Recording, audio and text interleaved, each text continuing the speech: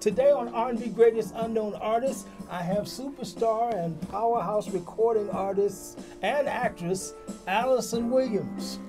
Alyson Williams is known worldwide for her Billboard hit song, Just Call My Name. I knew Alyson's song, but the first time I heard Alyson was at Cafe Wa in New York City. She sang Just Call My Name, and the audience just simply went wow. She has a long history and illustrious history of being with some wonderful people such as Def Jam Records. In fact, she was one of the first R&B singers signed by Def Jam. She has worked with such greats as Russell Simmons, Melba Moore, Bobby Brown, Melissa Morgan, Harry Belafonte, Ashford and Simpson, Oprah Winfrey. Do I have to say more? And one of my great heroes, Maya Angelou. She has sung songs produced by Albie Shore and Babyface. She's sung at every major performing arts center in the country. Lincoln Center, Kennedy Center. She often performs at the Sugar Bar and the Blue Note.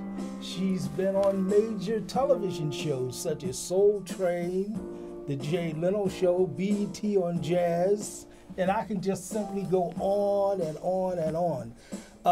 She also has done acting in a show called Black Nativity with Forrest Whitaker, Angela Bassett, and Jennifer Hudson.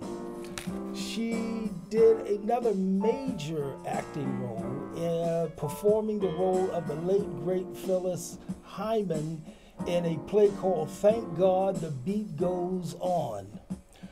She has a number of songs on R&B Greatest Unknown Artists. Just type in R&B Greatest Unknown Artists and you'll just see a number of wonderful, wonderful songs. She also has a radio show on WCR 90.3, the voice of Harlem. Her show is called Love Notes with Alyson Williams and In the Chill Zone, which appears on Tuesdays from 8 to 10. She's not only an incredible artist, she's also an incredible person. She has programs she's also has done with children, aiding young singers who are coming up. And that's why we have her here today, she can tell us how we can make it. So without me saying anything else, let me say, Alyson Williams, welcome to R&B Greatest Unknown Artists. Thank you. Oh boy.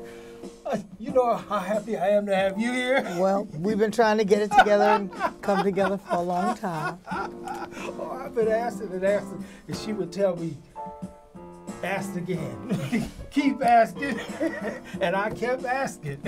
And now she's come here. So glad to have you. I am just so happy to have you. Can you tell me, where are you from, actually? Where is your... I'm born and raised in Harlem. Oh, really? I am a Harlemite, yes. And I'm proud to say that, along with being the First Lady of Def Jam, I am Harlem's First Lady of Jazz. Oh, and, beautiful. So I had quite the coming up. My father was a jazz trumpet player and had a 21-piece swing band. His name was Bobby Booker. Oh. And for many, many years, he was the premier society band in the tri-state area and beyond. Wow.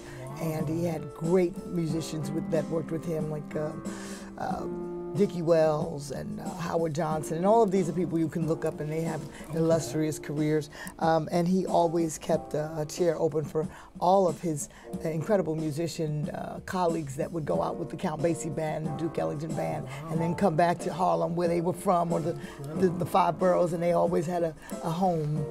They were based out of the Kennedy Center in Harlem, and it was quite a I guess it was a great experience to be able to come up with that kind of music, and to be surrounded by so many great musicians in their own right.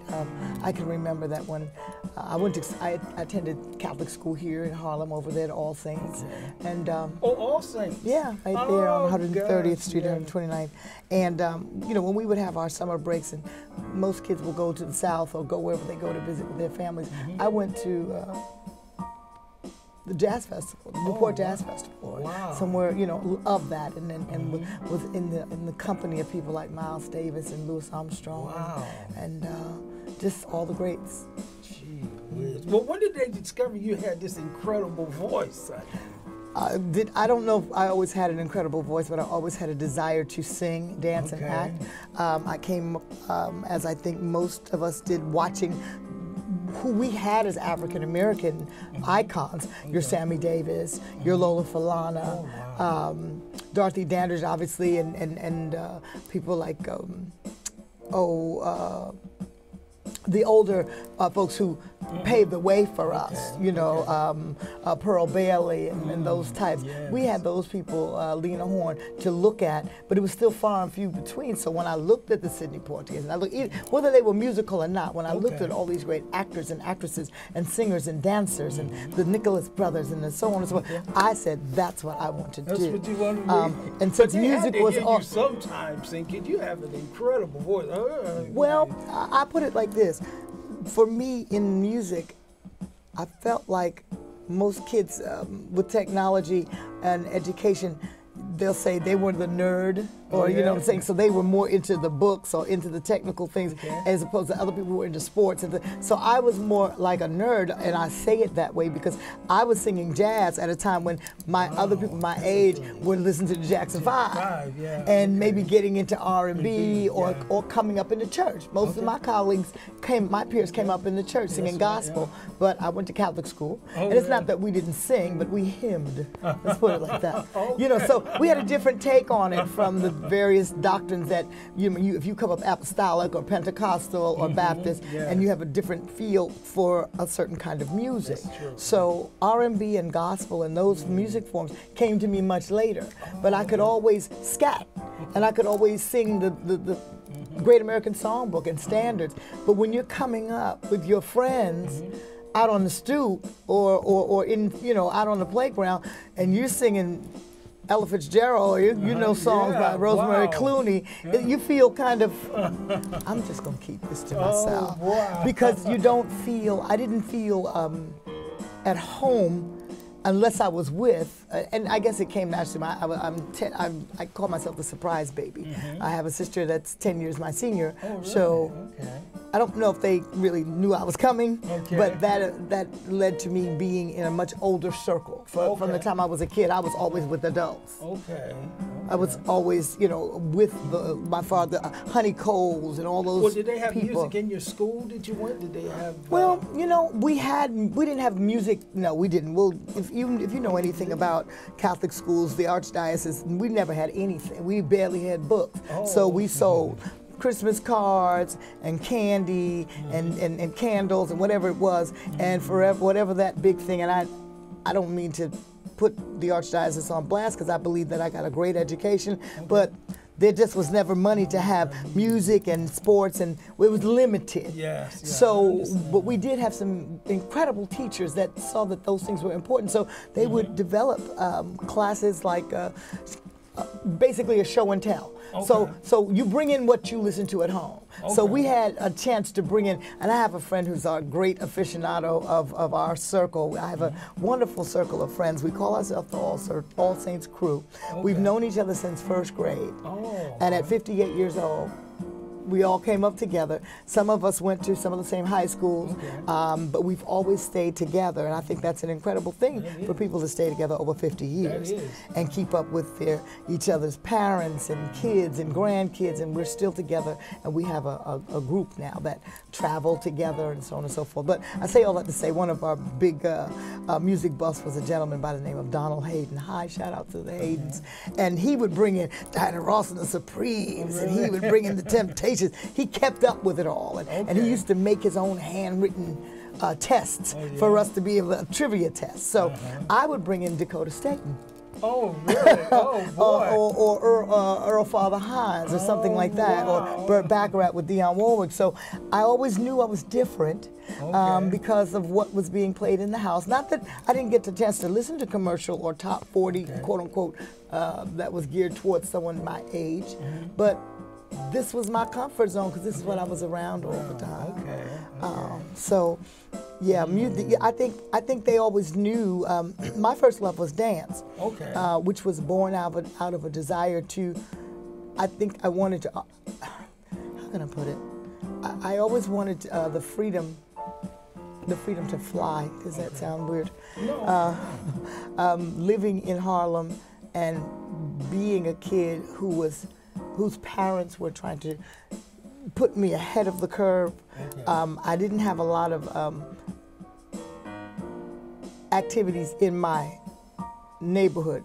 I wasn't allowed to go out and play with the kids in my neighborhood because the kids in my neighborhood weren't doing things that you want your kids to do. Let's put it like that. So they kept me in dance class. I started with Arthur Mitchell at the Dance Theater of Harlem when he was at the Church of the Masters. So when in the first building he had, I was at the Church of the Masters. That's in the basement of the Church of the Masters is where he started. Yeah, I met Arthur some years ago. He was an incredible person. Then I read about him and learned he is just one of our great innovators. So much for young people.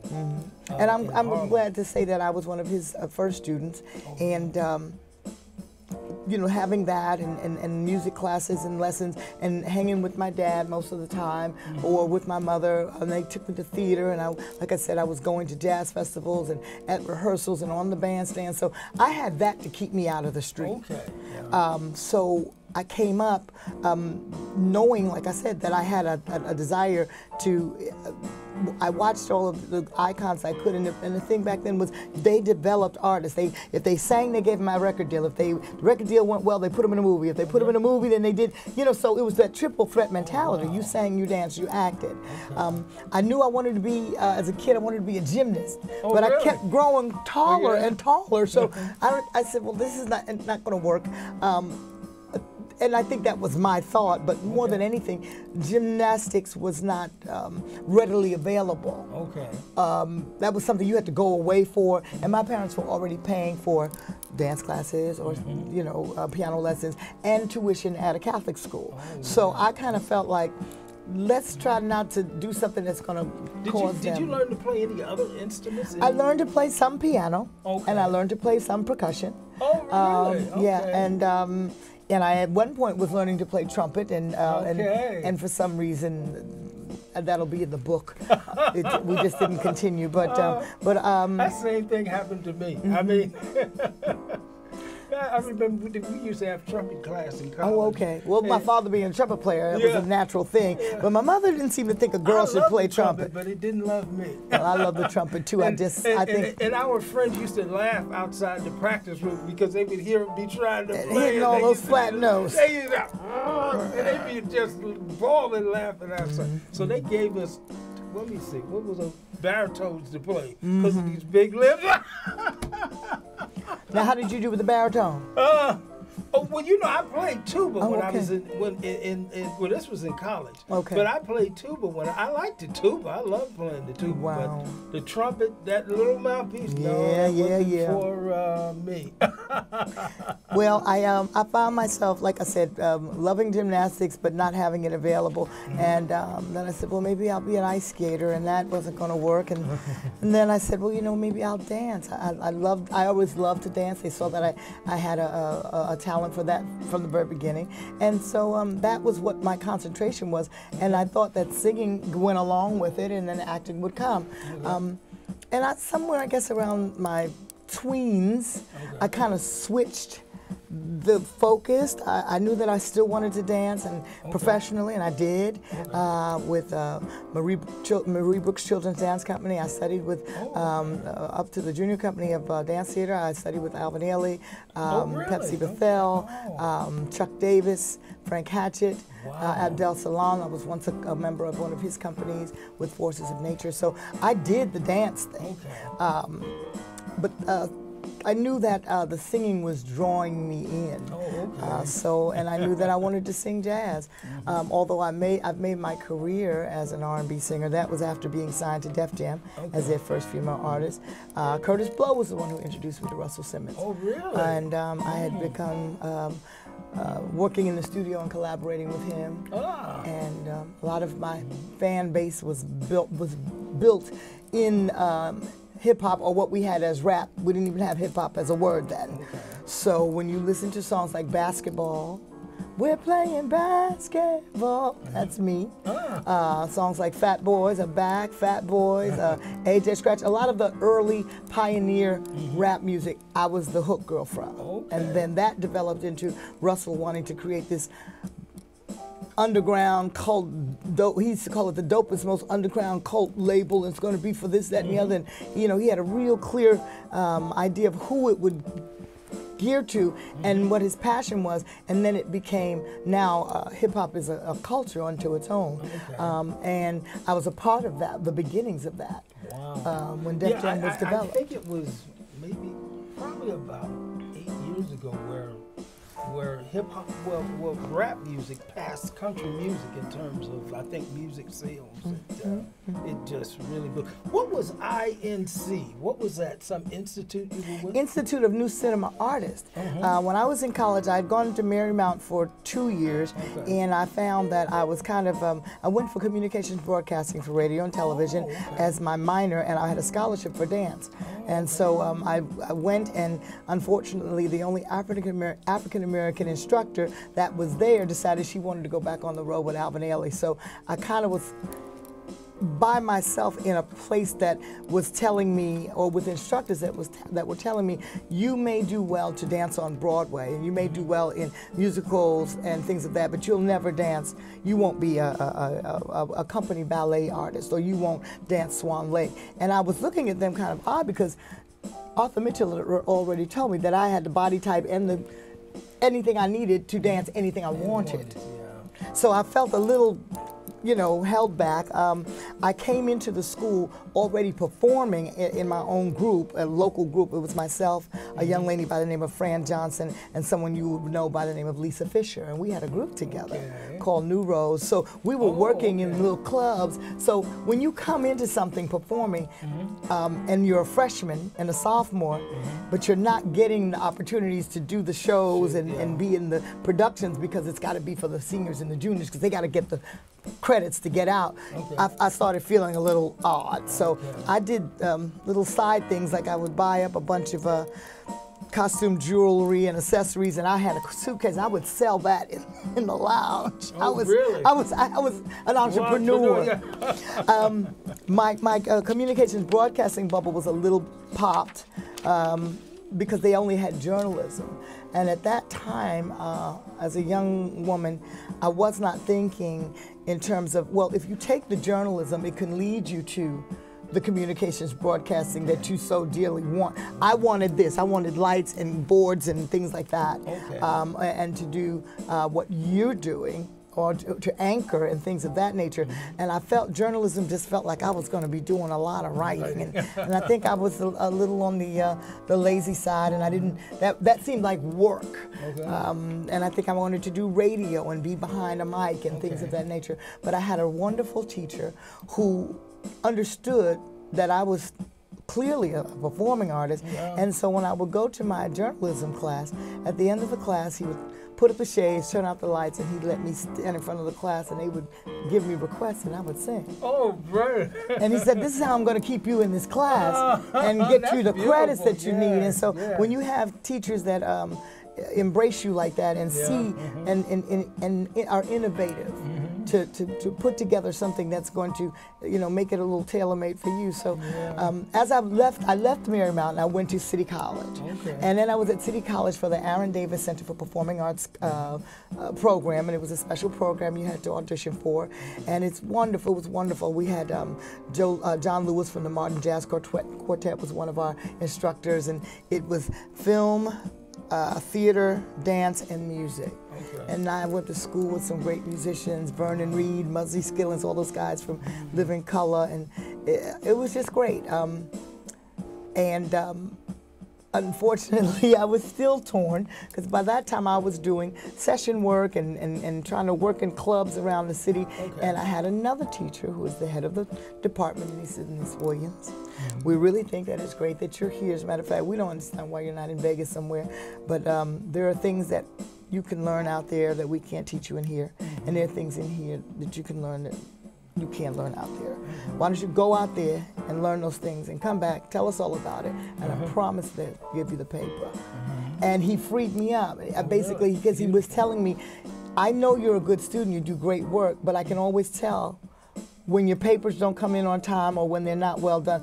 He used to tell me, I go to the Village Voice and I just keep turning the pages until I see your name. So he understood I was working, and I was, trying to.